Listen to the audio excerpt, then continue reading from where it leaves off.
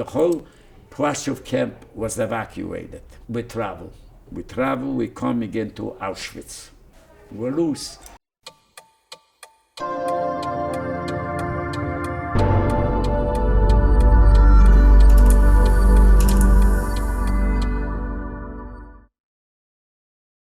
I'm gonna tell you one episode which I recall it. There was a police station on the corner, a big building. The German went and made us to convert the police station to a hospital.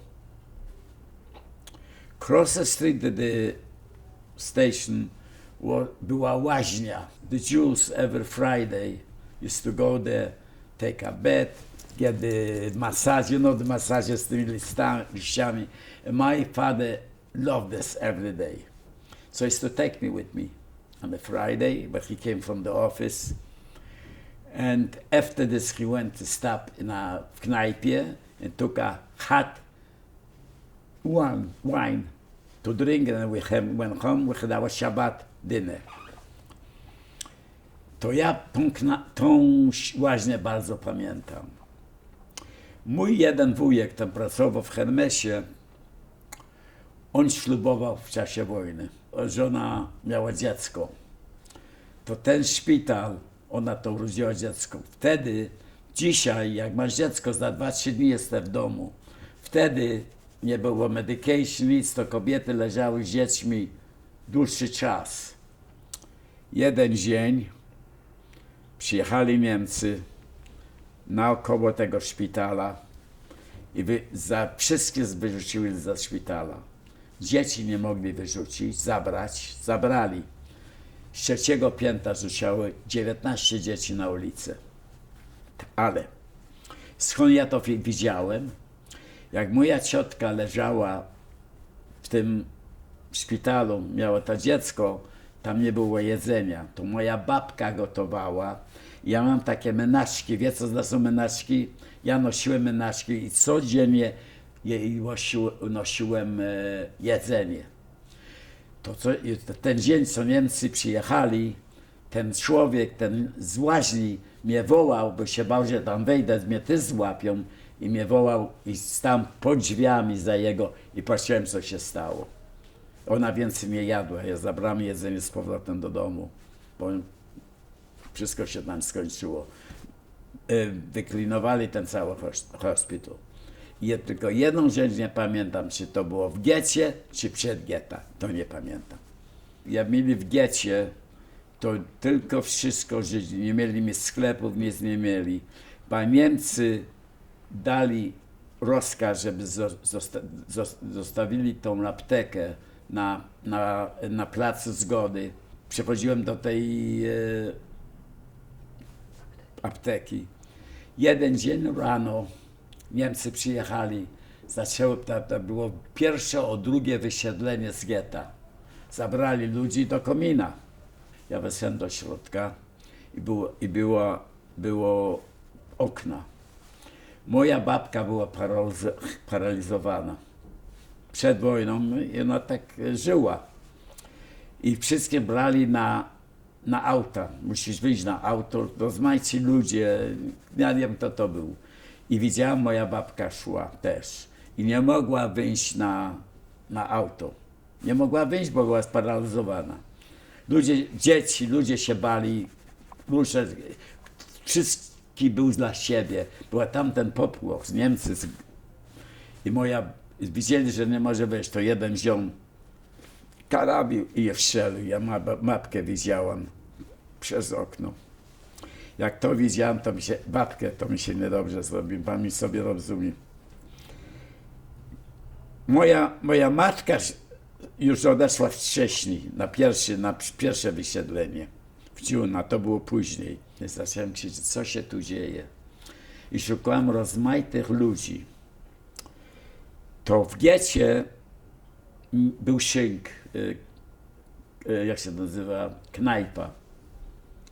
W tej knajpie ludzie przychodzili, którzy mieli pieniądze, chcieli się bawić, wiedzieli kto wie co będzie. I mieliśmy 2 detektywów, Żydzi, co pracowali na Niemców. Jak się dowiedziałem, co oni są, To ja raz jako chłopak jednego zabrałem, mówię, powiedz mi co będzie. To mówi, ja ci coś powiem. Staraj się wyjść z tego z getta, bo coś się stanie. Jesteś młody chłopak, ja cię znam, ty grałeś w piłkę ze mną razem, ty zrób jak możesz wyjść. I ja to uciekłem. Jak uciekłem, to była szkoła na Lwowskiej ulicy, końcem Lwowska i Malinowskiego się nazywała powszechna szkoła. Niemcy wzięli tą szkołę, zrobili z nich a warehouse. They made our warehouse from it. And I don't know where to go. So I got into this warehouse, and I stayed there. I saw a few Jewish people working there. So I made believe that I work too. And I started to work there. What we were doing, as the Jews are being sent out from the ghetto, they were liquidating the furniture, the belongings, clothing and everything. And tam się wszystko sortowało. All of a sudden there's a wysiedlenie nowe. Ja się patrzę, ludzie idą i moja matka ze siostrą idzie.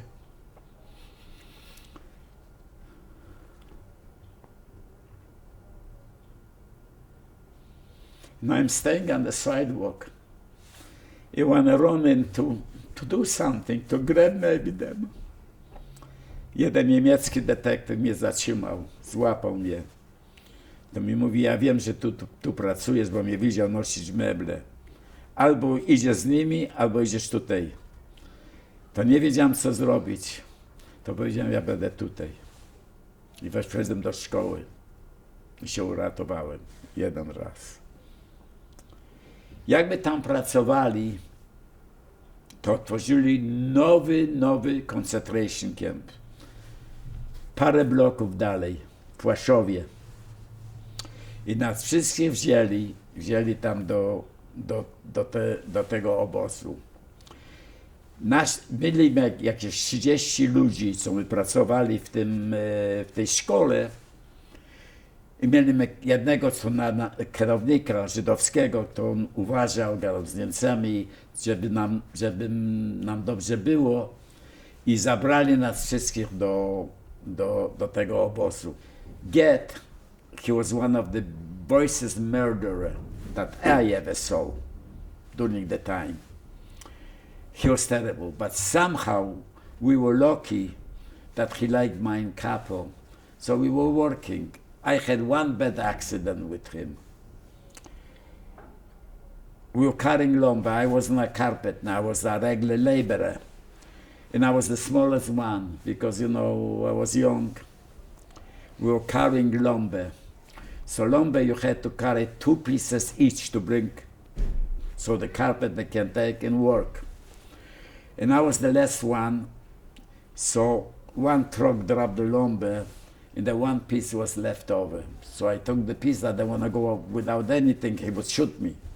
So I was carrying the one piece, and he saw it. So he looks at me, calls the assessment, and they called me. I don't know what he wanted from me. Gada do niego coś po niemiecku, ja nie rozumiem. Ten assessment wziął ode mnie ten kawałek drzewa, wyrzucił, położył mnie na taką ławkę, troszeczkę niską, obrócił się i wziął right picture. You know what a right picture is? Jak się konia goni, dostałem 10 na mdek. Bez medycyny, bez niczego. Cierpiałem tak, że nie masz pan pojęcia. Spałem na brzuchu. My spali na ziemi, my spali na pryczach, nie było ciemników, nic. Mnie wziął 2 miesiące, aż wszystko odeszło. To mogłem się położyć. I co się stało? Miałem znowu szczęście. Schindler był bardzo biznesmen. Robił tylko interesy. Schindler zaczął dostać trochę interesów w Żydach, jak ratować tych Żydów. To poszedł i kupił fabrykę. Ta fabryka się nazywała Emalia.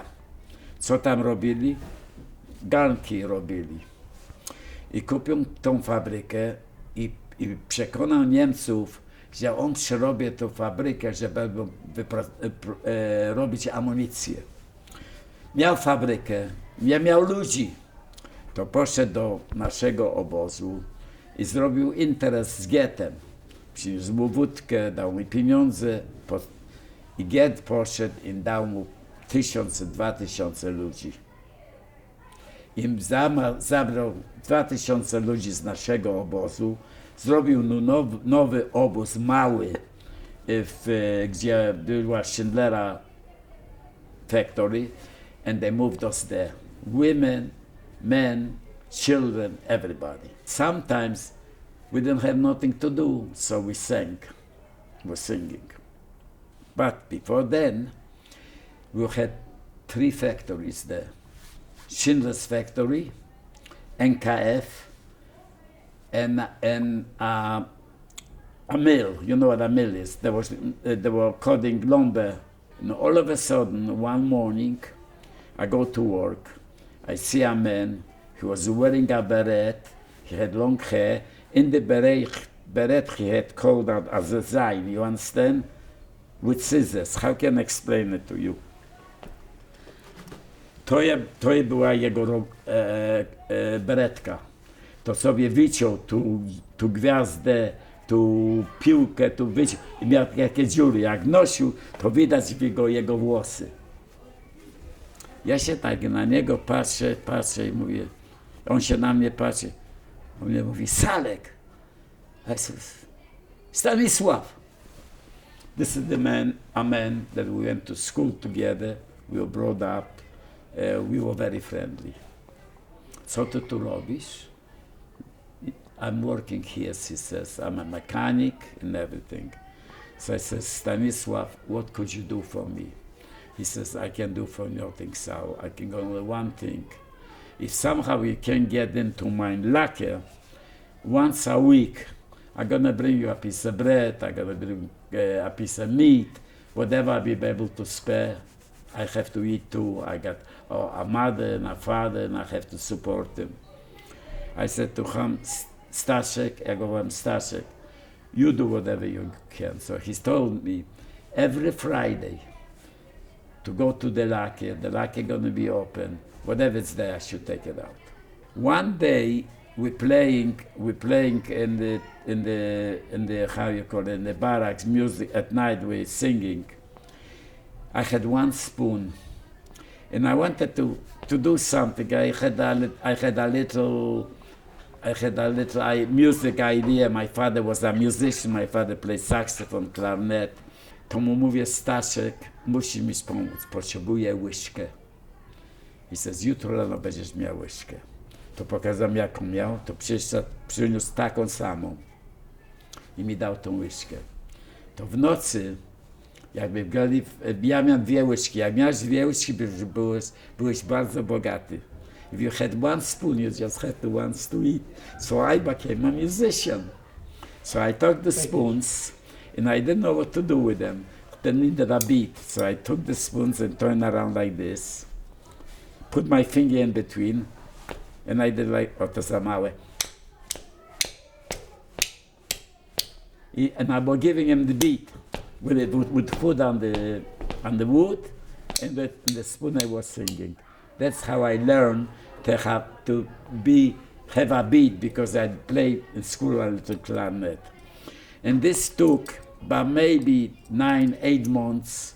After this, Schindler went and bought a factory in Czechoslovakia. He persuaded this Get from Płaszów that he wants to take to Czechoslovakia people with him. And that's why they called it the Schindler's List. He had over 2,000 people. 1,400 people went on Schindler's List. My aunt with my cousin were on the Schindler's List. The rest of us were loose. So they loaded us up. They were walking from Zablocie do tej szkoły. Po tej szkoły były szyny, and over there was studying the railroad track with the cattle cars, and the loading was up. Schindler took his people too, but what he did with them, I don't know. I didn't know, nobody knew. They load us up, at least 90 people in a cattle car. There must be 100 cattle cars. The whole Płaszczów camp was evacuated. So what happened? Schindler had a heart. So what they did, maybe if you saw the picture, when they're pouring the water, and July was hot, July, August, they were pouring water, and the cattle cars should cool off inside. It was so hot. So this pouring the water with the hoses is a sequence in the movies. This is the one that I remind everybody where I was inside. And they took us at night, and they started to move the train. And the train was to be, everybody from the scheme was loaded. Maybe some people left over for another transport, but I don't know. I know where I was. And we travel. We come again to Auschwitz. Na stację, Auschwitz had already a few different tracks, and they took our train and they left it in Auschwitz, and they took the 14 people. I found out this later, I didn't know this at that time. The 1,400 people from the Schindler's List, then uncoupled it. And they took him to the Auschwitz concentration camp. And we are standing. There was such a balagan there, you know what I mean, a balagan? Soldiers were coming wounded from the Russian front. Trains were coming with Jews from France, from Belgium, from Holland. So they didn't have enough time to bring the trains to Birkenau, to Auschwitz. So some train they sent away. My train was smaller because they reduced it for less for 2,000 people. So they sent our train out. We were traveling 2 days to Mauthausen.